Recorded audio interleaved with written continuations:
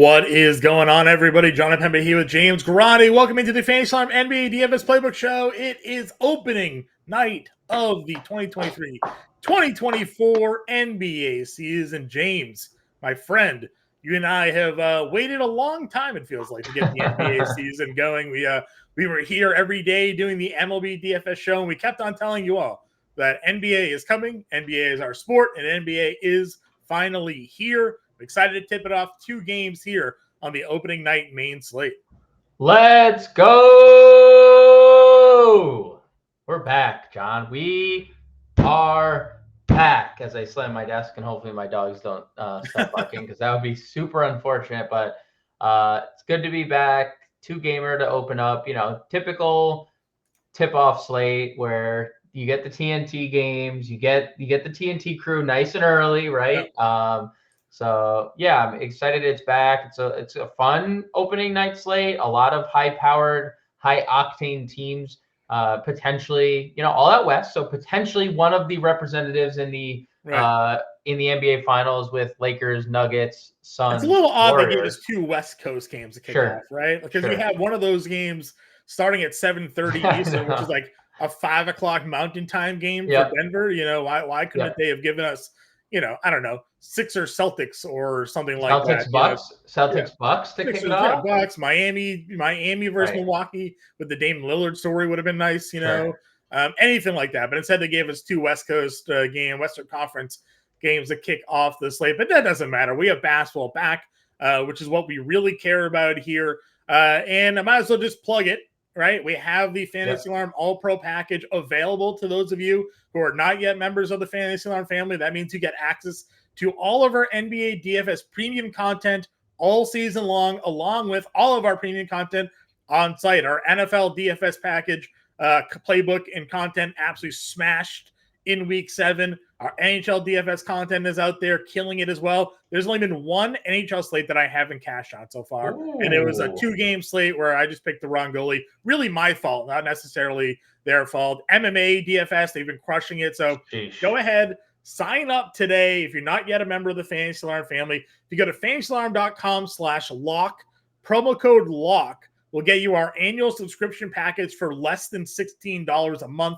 This is a limited time offer. It's going away soon, so you want to take advantage of this now. You can scan the QR code on the screen. You can click the link in the description of the show as well, or go to fantasyalarm.com/lock, enter promo code LOCK in the annual subscription package, and get the annual package for a full year for less than $16 a month. It literally paid for itself just past Sunday with our NFL DFS content like 10 times over. So get involved with it all today. Sign up, become a member of the Fantasy Alarm family as we kick off the 2023-2024 NBA season. James, let's start off the show with some NBA DFS props here. Our friends over at rtsports.com have a great promo going out right now. rtsports.com/alarm, promo code alarm23. New users who sign up get a 100% deposit match up to $200, and they can take part in their DFS daily pick'em contest. They have over-unders, higher lowers on player projection props over there. We'll pull it up right now. We'll take a look at some of our favorite plays of the day, and I'll just start it off. We're looking at this matchup here between the Lakers and the Denver Nuggets here with this matchup, and we also have the Phoenix Suns and the Golden State Warriors. I went to the Golden State Warriors Phoenix Sun matchup. There was 2 props there that I liked. The first one that I liked was Bradley Beal more than 4.5 assists. He's going to be playing point guard for them. We saw Point Beal in Washington be a guy that actually dished the ball out pretty well, and you have to assume a guy that is going to be passing the ball to Kevin Durant and Devin Booker is going to have the opportunity to rack up some assists here. So my favorite prop here on RT Sports for opening night, Bradley Beal more than 4.5 assists. Yeah, I like it. And I do think, the thought behind this Suns team and the way it's going to work is Bradley Beal is the third option, despite I believe he's the highest paid of the 3. He is going to be the third highest scorer. And that's not to say he won't average 20 or, but I do think he is going to be more of the facilitator. You're not taking the ball. Devin Booker's not taking any less shots, and neither is Kevin Durant, 2 of the better scorers of this era. So I do like that. I think Bradley Beal is going to be a really good point guard for Phoenix, and we're gonna find out how good he can actually play point guard, or if they need to like go out and figure something out at the deadline or whatever. Because they pulled the Beal deal out of a hat. I mean, they didn't really give up all that much in that deal, so I like that quite a bit. I'll stick with the Suns, John. I'm going to go Kevin Durant more than 25.5 points. This game is the better of the two in terms of scoring. When you look at Las Vegas, we'll get into, it's 5 points more projected or implied, 232.5 on multiple sports books. And you look at Golden State, they're without their best defender, Draymond Green. I know he was activated or approved for 5-on-5, and he hasn't officially been ruled out for opening night. But even if he does play, let's say there's a world where he does, it's going to be limited. So they're not going to be able to get in front of Kevin Durant here with the likes of, Wiggins is a good defender. He's a lengthy defender, but Kevin Durant will have no problem shooting over him. And then when Wiggins is off the floor, Klay Thompson and Jonathan Kuminga, they're not going to be able to stick with Durant. So I'm going to go over 25.5 points. We saw in the last preseason game, Durant went like 8 for 13 in 19 minutes for like 23 points. He's like, midseason form, don't need to come back out for the second half.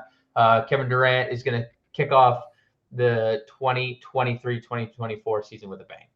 All right, give us one more play here, Jay. It's not on Phoenix, so we can make this a qualifying pick. What do we got? I like Jamal Murray over 21.5 points. You look back to Jamal Murray the last 4 times he played the Lakers, John, and it actually, you could say 6. He went over this the last 6 times, 2 in the regular season, and then the ever so important postseason. Jamal Murray, 31, 37, 37, 25 points against the Lakers. All they did defensively was add Gabe Vincent. I'm not saying he's a bad defender, because Gabe Vincent is a fine player. But the Lakers are starting Jamal Murray or D'Angelo Russell at point guard. Like, he is a sub defender. He is not a good defender. They're going to bring in a smaller Vincent. We saw Jamal Murray really take it to the Lakers every time they faced each other when he wasn't limited, because earlier in the year, obviously, we know Jamal Murray was limited. The first couple times he played only 27, 31 minutes. We should get Jamal Murray full complement of minutes. He was playing in the preseason. He played into the second half in the Denver's tune-up, their dress rehearsal game with Jokic. So this is a full go for Murray, and I think he's going to score early and often here. So over 21.5 points. I like it. So those are our 3 plays here for NBA opening night over on RT Sports. Again, opportunity here to 6x your money over on RT Sports. Remember, go to rtsports.com/alarm. Promo code ALARM23. New users get that 100% deposit match up to $200. You can scan the QR code on the screen to take advantage of today's offer. James, switching gears here, going on over to the DraftKings main slate. Taking a look again, it is 2 games here on the opening night that we're looking at. So not necessarily a ton of players on this one to kind of go over and break down. We have some fun matchups, obviously Lakers, Denver, Phoenix, Golden State. When we're looking at spreads and totals for these 2 games here, anything notable standing out to you? Yeah, I mean, both games, 227.5, 232.5. So high expected point totals. The Lakers led the NBA in the preseason in pace, so expect a fast-paced environment. We know Denver is the opposite of that. They play very slow, so a lot to like on the Denver side of things. And then Phoenix, Golden State. There's not going to be a lot of defense played in that game. It's 2 teams with high-octane offenses, and they couldn't defend in the preseason, and I don't expect, a Yusuf Nurkic anchored defense to be like a top defensive unit. And it probably won't be any better than it was with DeAndre Ayton there, because that guy. No, that's fair. And bring in Bradley Beal, another guy that's definitely offensive minded first. And on Golden State side, we already mentioned it, like Draymond out or limited. I mean, that just kills the Golden State defense. Plus, they're gonna be small. Let's not forget, Klay Thompson's been their starting shooting guard for years and years, and now you're bringing in Chris Paul, Steph Curry as your starting backcourt, or whether they're starting or not, that's 30. They're each playing 30 minutes a night, so they're going to be on the smaller side. I think this is going to be a high-scoring slate here on opening night. Okay. Let's break it down by game here with just the two games, maybe a little bit easier to kind of break down and take a look at. Lakers Denver starting off here. Point guard position. We mentioned liking Jamal Murray when it comes to his point prop. He is $7,500 here. D'Angelo Russell on the opposite side of that matchup at $6K. Gabe Vincent, newly signed with the Lakers this offseason after a lot of success over in Miami as their backup point guard, now comes over to be the backup point guard for LA. We don't really see last year Reggie Jackson see too much time on the floor. Do you think that changes at all this year for Denver? Yeah, I think Reggie Jackson's in line to be the primary backup.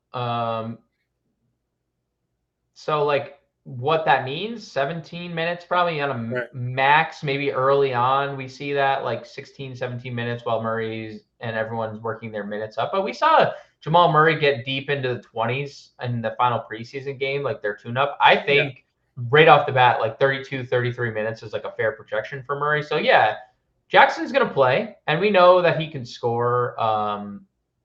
But to like the extent of what I wanted, like would I play him if I'm playing, if I'm in the opening tip, which is the top tournament over on DraftKings, 200K up top. Yeah, and I'm playing like a bunch of lineups. I'd have some Reggie Jackson exposure, but Curry, Murray, Booker, Beal, Russell. I think Chris Paul is probably my favorite point guard of the slate. Yeah. I'm just. We're looking at Los Angeles, Denver. Sorry, my apologies. We're going game by game. Yeah, Reggie Jackson's a max MME type play only for me. Sure. Yeah, I was wondering, because we've seen in the past these, these teams for whatever reason, even though they have a full preseason, like they limit some of their starters, open the, get them ready for the actual NBA pace, and you're like, great, it's Kerr is kind of, again, talking Golden State, but Kerr does that. We've seen Pop do that. So I wonder if LA or Denver, if they go take that approach on opening night here at all. But Vincent should be coming off the bench for the Lakers and play some decent run there for them. You have D'Angelo Russell, Jamal Murray. I would say on a small slate, all four of those guys are in play. There's nobody that I wouldn't fade. Obviously, it all depends on the amount of lineups you're playing. If you're making three, I probably don't get Jackson. I would play Vincent. If I'm making three lineups, he'd be in a lineup of mine. Would certainly play Russell or Murray. And I think if we had to pick one of Russell and Murray, we're feeling Murray over Russell here. Yeah, I'd rank them exactly how they're priced. And I think Jamal Murray, truthfully, on a star-studded slate, probably falls by the wayside a little bit because you're spending up on Jokic, Curry, Booker, Durant, LeBron. Like, there is no shortage of stars. I think Murray might go a little overlooked, something to consider building your lineups. Sure. Lakers Denver shooting guard position. Austin Reeves is your highest priced shooting guard. Now, again, DraftKings has the dual positional eligibility for the majority of players here on the slate, so there's some overlap when it comes to these positions here. But Reeves is your $6,100. He had a ridiculous postseason. Put him on the map, launched him. I mean, we were following him 2 years ago when we had these sort of like hints of what could be, and then last year was a full-on breakout during the postseason that's earned him enough to be the starting starter this year in LA. Kentavious Caldwell-Pope for Denver here. Christian Braun is someone they drafted last year in the first round. Expecting him now to step into a little bit of a bigger role with some of the departures they had this offseason. And then Max Christie is someone that we think is likely going to find himself in a rotational spot for the Lakers this year as well. Yeah, so Reeves is obviously, going to play big minutes. The Lakers are not shy about that. They gave him a lot of run last year. They're going to give him a lot of run this year. They gave him the contract, played for Team USA.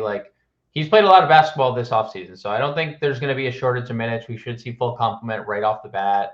KCP, if he makes shots, he is going to be good. If he doesn't, you're going to say, wow, I should have never played Kentavious Caldwell-Pope, because you're going to hear a lot if this is your first time playing DFS. We're going to talk about. You're praying that the shot doesn't fall. He gets you a couple steals, some defensive numbers there to pay up for it, Yeah, so 4,800. So when you're talking about value, return on value, we want nearly 25 fantasy points, right? 24 fantasy points. Yeah, we look for 5x, right? So yeah, so he's going to have to make shots for a low usage guy. I'd say it doesn't hurt that Bruce Brown's not there anymore. I think that's obviously something that's going to help Caldwell Yeah, Pope they loved Bruce Brown last year. They played him and they would start him too at times. Yep. So definitely, Braun less established than Bruce Brown. So if Braun isn't out there performing, they could lean on KCP more heavily than they have.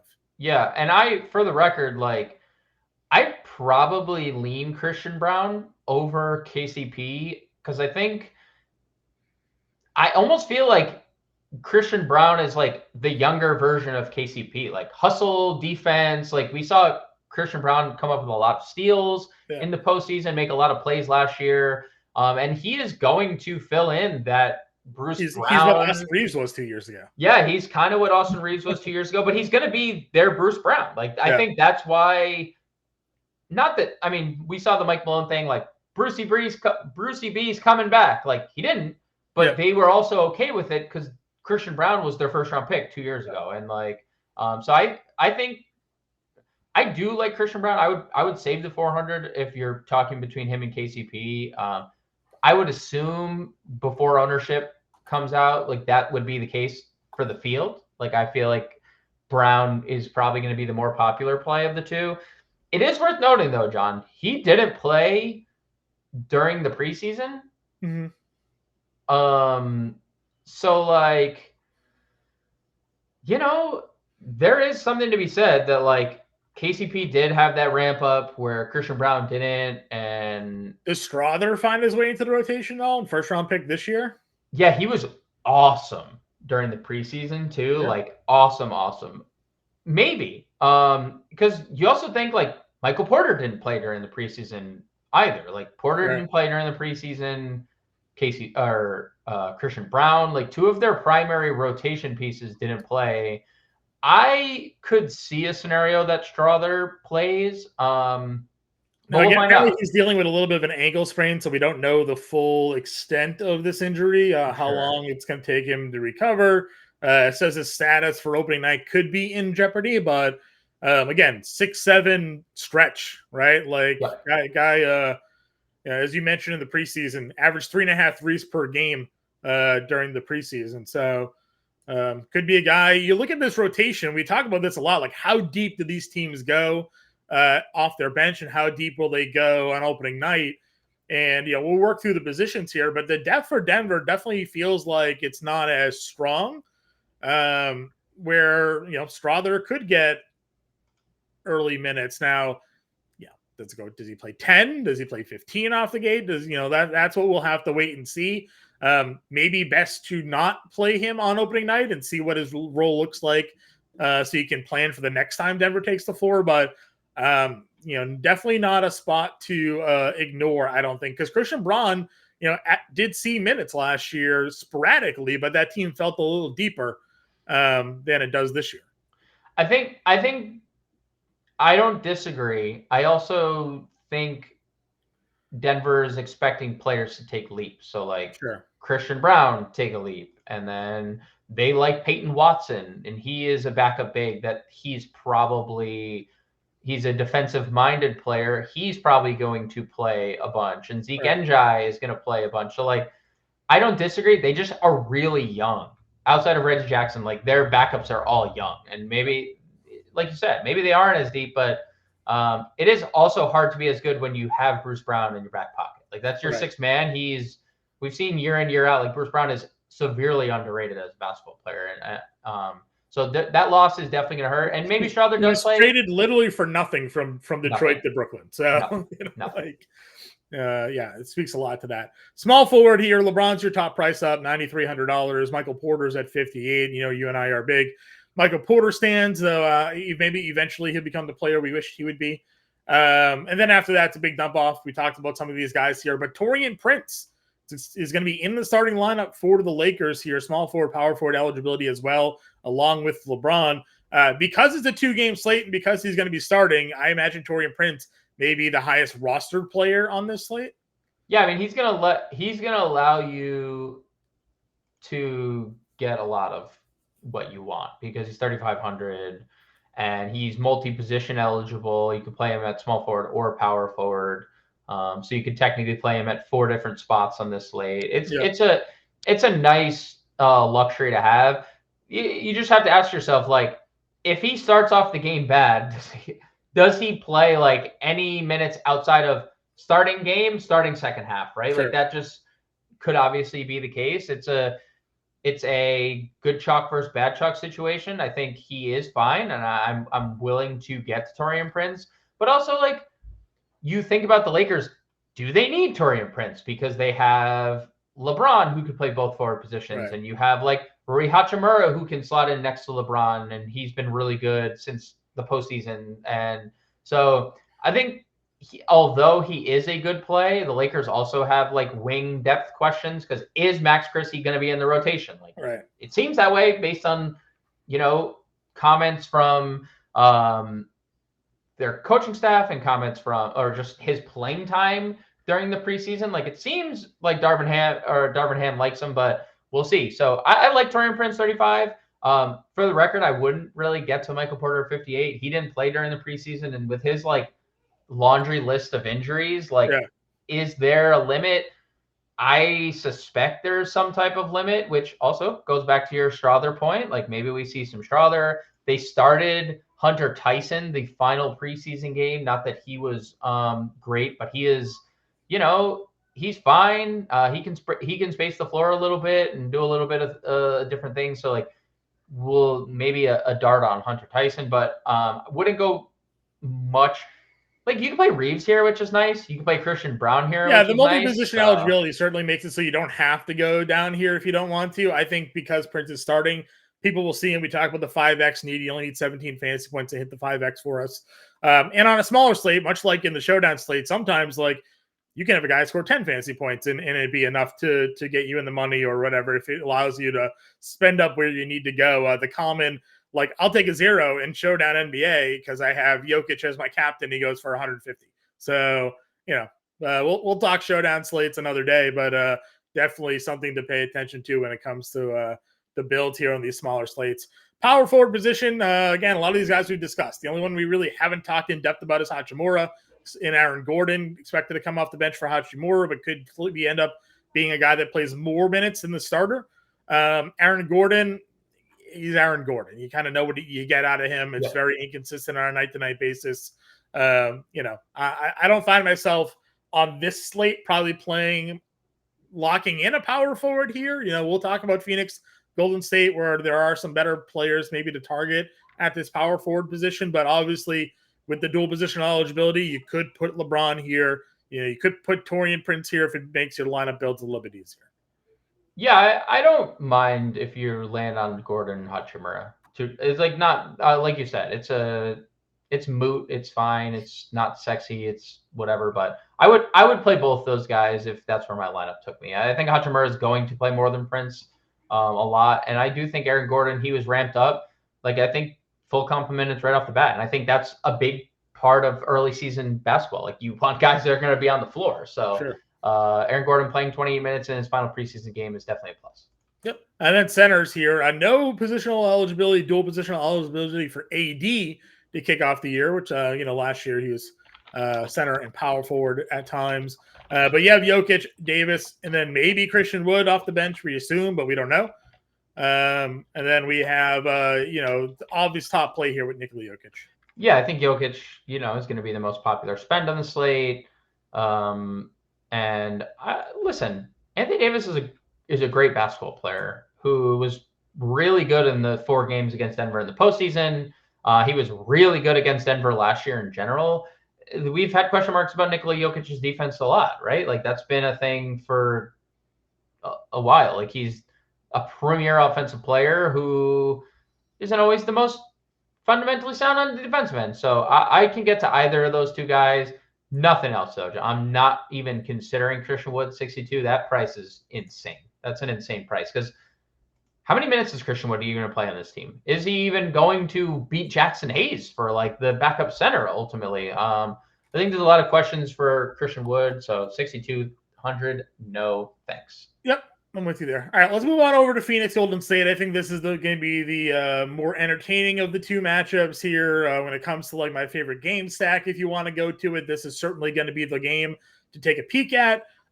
Point guard position, again, dual position eligibility for a lot of these guys here, but Curry and Booker, your top 2 price plays. Bradley Beal, Chris Paul are right there as well.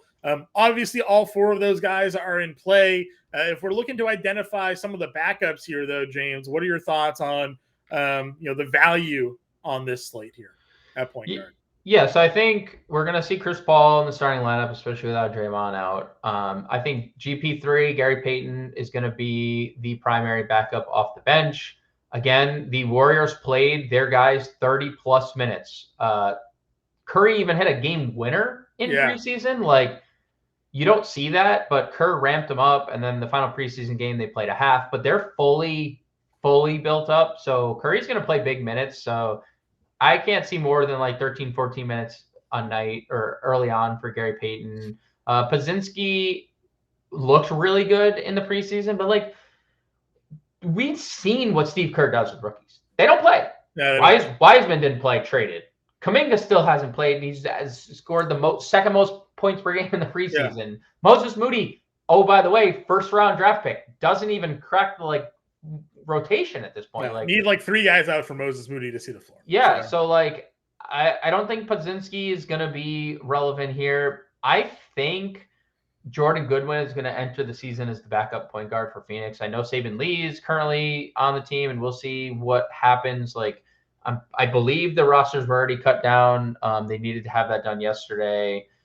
So I think Jordan Goodwin's fine. We've seen Jordan Goodwin be really productive at times during his time with Washington. Another guy familiarity playing with Beal, Yep. And there is kind of an unknown how long Bradley we've seen Point Beal, we've seen Point Booker, but we haven't seen it for an 82-game season. Jordan Goodwin, they might need a traditional point guard. Jordan Goodwin does fit that mold, and maybe we talk Phoenix starting lineup, right? And it's Nurkic, it's Durant, it's Grayson Allen at the 3, it's Devin Booker at the 2, and Bradley Beal at the 1. Yep, could very easily pivot out Grayson Allen, shift everybody up, and then put in Jordan Goodwin at point guard. And now you have probably the most offensive forward 5 on the floor you'll see in the NBA, maybe with Goodwin, Beal, Booker, Durant, and Nurkic down there for the 5. So again, could see certainly something like that play out here if they find that maybe Beal isn't running the offense maybe as efficiently. But I would expect that to be I think Beal's going to be perfectly fine. Love him as a point guard. And love this price tag for Bradley Beal. Again, we talk a lot, and we'll say it a bunch of times during the season. You won't get a guy like this cheap. Get him in now. We've come to know that DraftKings sort of ignores NBA until football starts, basically, or football ends. So there are going to be times where we're pounding the table for a guy that just stays at $4,500 or $6,500 for weeks while he's outproducing. So Bradley Beal at $6,900 to me feels like a price point that we just need to attack until they make him $8K. Yeah, I mean, look. There are going to be nights that obviously Bradley Beal disappoints offensively because Devin Booker has 45 and Durant has 38, and they do that on the same night, right? There's going to be nights where they both, but we know there was a reason, not only because Washington's inept as an organization, but there was a reason why Bradley Beal got the money he got when he got it. He is an elite player. He turned out to be the better of him and the John Wall backcourt, ultimately. So yeah, I think Bradley Beal is a great play, 6,900. Yeah, I just think that there's assist upside for him. Yes, agreed. That isn't being baked into the price yet. Where you look at his assists, when he was playing point Beal at times for the Wizards, and he was giving you 5, 6, 7 assists sometimes. I think that's passing to Porzingis and Kuzma or sometimes Denny of Dia, right? Now he's throwing to Booker and Durant. So I feel like the upside for assists is going to be there. That can help push it over if his point per game drops to 21 instead of 27. Okay. Yeah, I agree. I'm not saying I love the landing. It's hard not to love the landing spot. You're putting him around 2 of the best scorers in the world. So I do love the landing spot. It is just going to be. I think a lot of teams, like Milwaukee, like Boston, like that have just built super teams. They have built super teams. It's just going to be interesting to see how things play out. I think Bradley Beal will be fine. It is, again, worth mentioning, he did play in the preseason, but it was a very limited basis. All the Suns did, though. Like, all the Suns played on a very limited basis in the preseason. Nobody really was extended that much.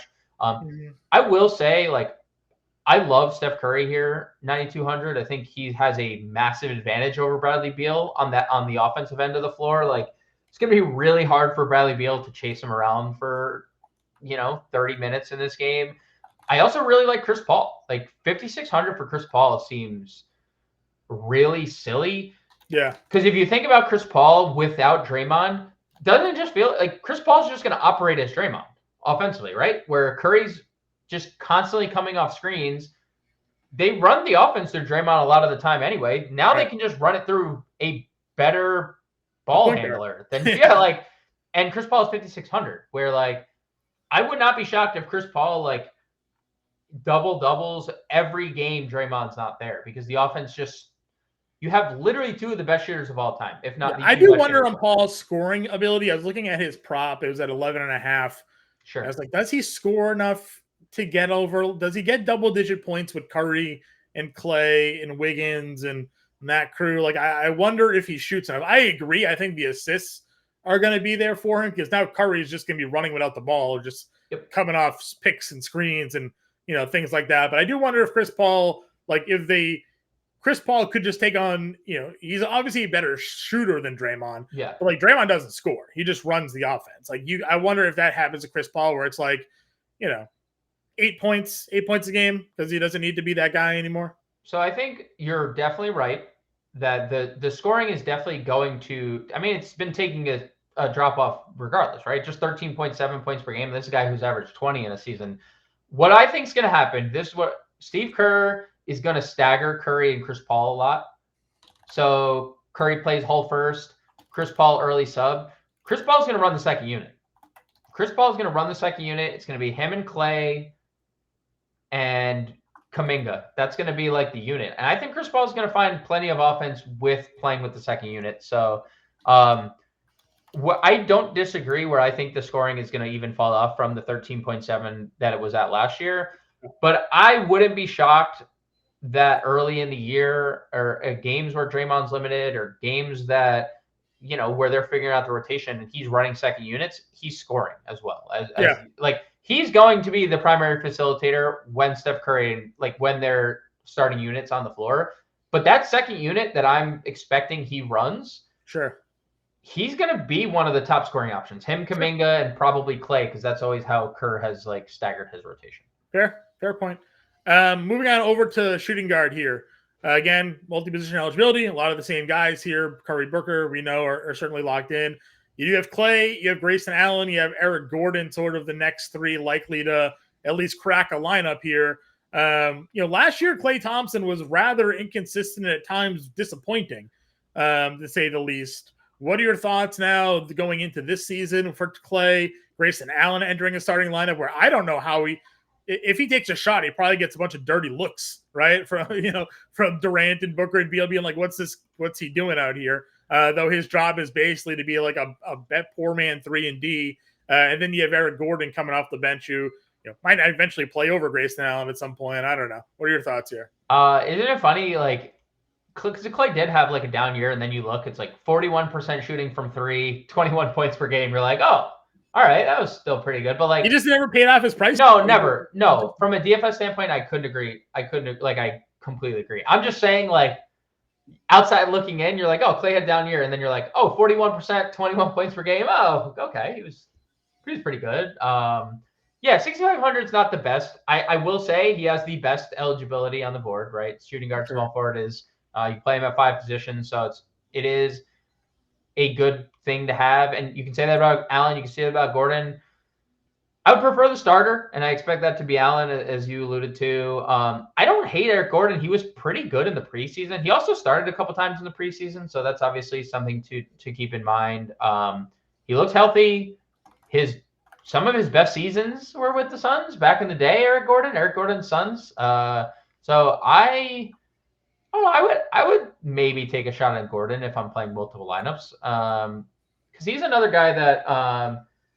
Yeah, I don't mind Eric Gordon either. I think there's some scoring upside for him for sure right off the bench. So I think that's a potential GPP play here. Good price tag at $4,300. Yeah, I would rank them as price, and I do like Devin Booker quite a bit. If you say like if you were to play a Sun, like Kevin Durant 84 just feels stupid cheap, but like so does 83 of Devin Booker. Both those guys are 9K. The rest of the year, when the season is in full swing, you're not getting Devin Booker or Kevin Durant under 9K again. I probably end up agreeing with you on that one as well. And both of them have ridiculous scoring ceilings. Yep. At small forward, again, a lot of guys we've discussed here, but Jonathan Kuminga makes an appearance for the first time. You talked about him being just a monster during the preseason. We know Draymond Green isn't likely to be available for this one. So, in a rotational sense, Kuminga is going to have some minutes available for him in this Warriors front court. Here's the list of players, John, during the preseason that scored more points than Jonathan Kuminga. You ready? Yep. Desmond Bane. End list. That is the only player who scored more points than Jonathan Kuminga. 21.8 points per game for Kuminga during the preseason. Bane averaged 22. So it was like 0.2. Somebody has Desmond Bane on their fantasy basketball. Oh, yeah, that was me. Desmond Bane had a very good preseason. He also played a lot, and that's where Kuminga benefited too. He did. Steve Kerr let him play, but I think that's going to be the case. Like when you look at the Warriors roster, he's the sixth man. Like if Chris Paul is starting, we're going to see Looney eventually be the primary big off the bench, but Kuminga can play three positions. He can play small forward, he can play power forward, he can play center. So I do think Jonathan Kuminga 4,600 is going to be pretty popular, considering you can play him at both forward here on DraftKings, considering he had a big preseason, and considering Draymond is out. So I like Kuminga quite a bit, 4,600. He's the clear-cut small forward value. And truthfully, like when you move on to power forward, he's the clear-cut power forward value as well, because there's really nothing else below power forward for me. I just locked in Kevin Durant at $8,400 on this slate. I think he's just core go-to play for me, because I don't think he's going to be cheaper. And we do talk about this too a lot of times on a small slate. You don't need a guy to go for 70 to take down the tournament on 2-game slate. If he goes for 50, there's only a few guys that can go for 50, only a few guys that can go for 40. So he can go there and still be enough to take you down if he doesn't hit a ceiling projection here. But we built some lineups, and we'll build one out to close the show here that I was able to get Durant and Jokic in a lineup here and feel pretty comfortable doing it. After Durant, Wiggins, power forward only. We know his success last year, really had a career year. Then he had that personal issue thing that he dealt with, where he disappeared for a little bit, but still like his overall efficiency last year, and he was active on both sides of the floor, which is good to see. So those are the starters. We know they're there. We know that we can play them.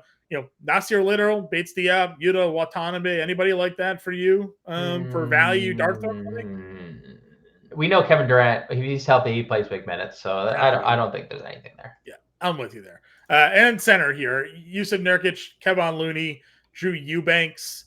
What are your thoughts on this center position? So I think Nurkic is fine. I think he's going to dominate the glass. I think Looney without Draymond is fine. I think we know Kevon Looney is an insane rebounder. I would actually take a shot on Drew Eubanks if you're looking for value, because the one thing we know about Nurkic is like he's never had the best gas tank, or we just don't know because Portland's just always taking him off the floor, right? Oh, yeah, they're just taking him off the floor 25 minutes. So and who they take him off for, John? Drew Eubanks. Drew Eubanks. So like familiarity here, like Drew Eubanks has to be thinking like, I'm going to get some like solid run here, just knowing that Nurkic doesn't have the best gas tank, and opening of the season, like probably especially against Golden State, who's going to play smaller.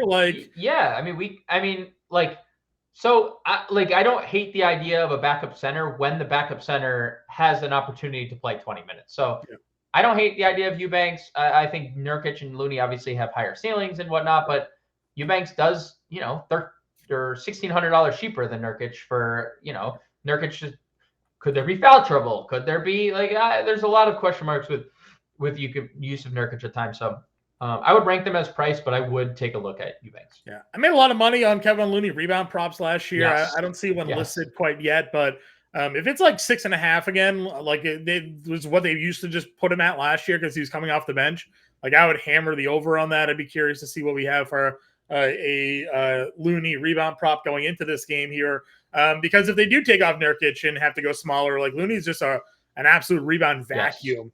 One of the reasons why I actually like the under rebounds for Durant, not just his own team, but because Looney just grabs them all. Yep, So he does. yeah, $5,300. He may get a sneaky double. Like he does get these putbacks because he's a great offensive rebounder as well. And then because Golden State takes so many threes, his rebounds just are always clanking for him. So I don't mind that. Anybody else for you at center? No, and now he gets to play with Chris Paul, by the way, who actually passes. It probably will. He'll never have better passes in his life. True. Curry and Paul both are running offense for him. Dude, forget it. I am with you there 100%. All right, let's close this out here. Let's build a lineup for the folks at home. I think we just have to plug Jokic in, right? Jokic, Durant, probably the first two if we want to just see what the salary looks like after that. 52-6. I mean, I want to play Chris. I've told you from the start. I want to play Chris Paul, especially if at the price 5,600 is a great. 5,200 per play. Shooting guard position. We're gonna need a value here. So, do we want Taurean Prince, Christian Braun? What do we think? Yeah, we could do. I mean, look, we don't know what Christian Braun's role is going to be because he hadn't played during the preseason. I think he's going to be the sixth man. We have basically been told by Darvin Ham that Taurean Prince is going to start. Now, I did just look at the Jared Vanderbilt note, John. Yeah. He is officially questionable. They haven't officially ruled him out. He practiced on a limited basis, but I don't think they would announce Taurean Prince a starter if Vanderbilt was going to play because I think Vanderbilt's going to start over. Yeah, that's what that note makes it seem like. They're starting him ahead of Vanderbilt. So obviously we're doing this, ahead of the main slate.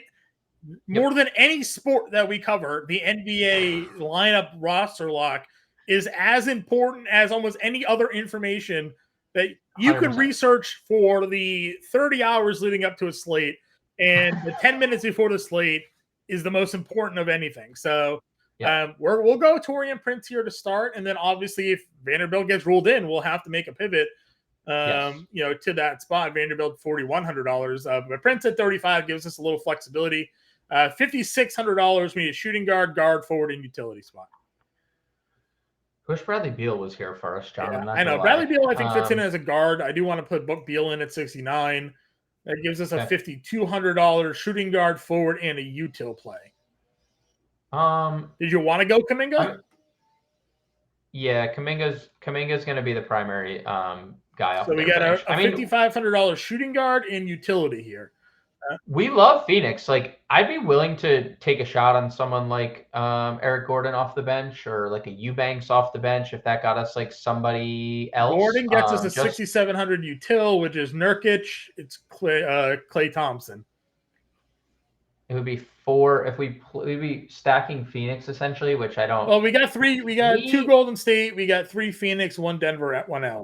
If we round it out with Nurkic, should be. I would love to get Jamal Murray. Can we find $800 somewhere? Probably not, but I would love to be able to. Well, we could do Murray over Beal.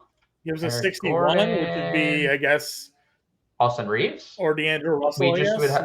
Or D'Angelo Russell. We just have to switch. I would say switch Gordon into the util in case we have news. Like, sure, that's the late slate. Would you Reeves or Russell if you had to pick one?